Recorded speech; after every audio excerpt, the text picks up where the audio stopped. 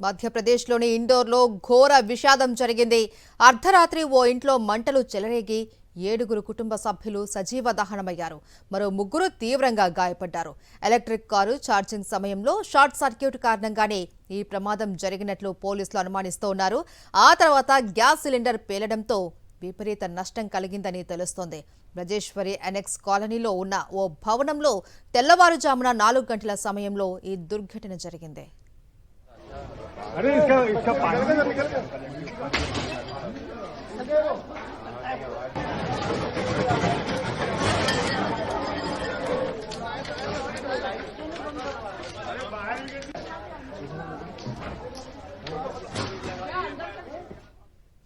ప్రాథమిక సమాచారం ప్రకారం ఇంటి వద్ద ఒక ఎలక్ట్రిక్ కార్ ఛార్జింగ్ సమయంలో షార్ట్ సర్క్యూట్ జరిగి మంటలు ప్రారంభమైనట్లుగా పోలీస్ కమిషనర్ సంతోష్ సింగ్ తెలిపారు.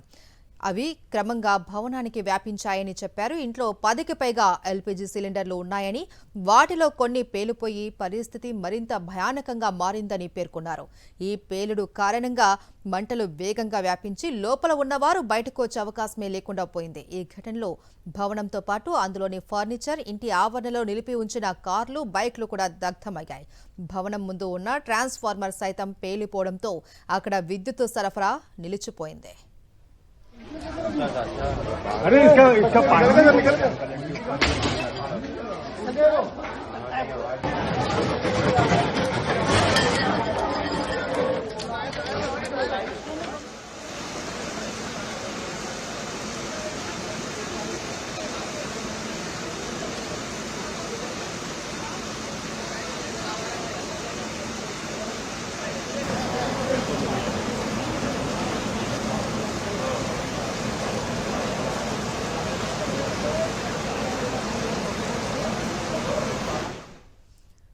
మధ్యప్రదేశ్లోని ఇండోర్లో ఘోర విషాదం జరిగింది. అర్ధరాత్రి ఓ ఇంట్లో మంటలు చెలరేగి 7 కుటుంబ సభ్యులు సజీవ దహనమయ్యారు. మరో 3 తీవ్రంగా గాయపడ్డారు. ఎలక్ట్రిక్ కారు ఛార్జింగ్ సమయంలో షార్ట్ సర్క్యూట్ కారణంగానే ఈ ప్రమాదం జరిగినట్లు పోలీసులు అనుమానిస్తున్నారు. ఆ తర్వాత గ్యాస్ సిలిండర్ పేలడంతో విపరీత నష్టం కలిగింది అని తెలుస్తోంది.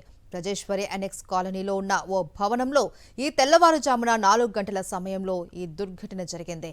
ప్రాథమిక సమాచారం ప్రకారం ఇంటి వద్ద ఒక ఎలక్ట్రిక్ కారు ఛార్జింగ్ సమయంలో షార్ట్ సర్క్యూట్ జరిగి మంటలు ప్రారంభమైనట్లుగా పోలీస్ కమిషనర్ సంతోష్ సింగ్ తెలిపారు. అవి క్రమంగా భవనానికి వ్యాపించాయని చెప్పారు. ఇంట్లో 10కి పైగా ఎల్పీజీ సిలిండర్లు ఉన్నాయని, వాటిలో కొన్ని పేలిపోయి పరిస్థితి మరింత భయానకంగా మారిందని పేర్కొన్నారు.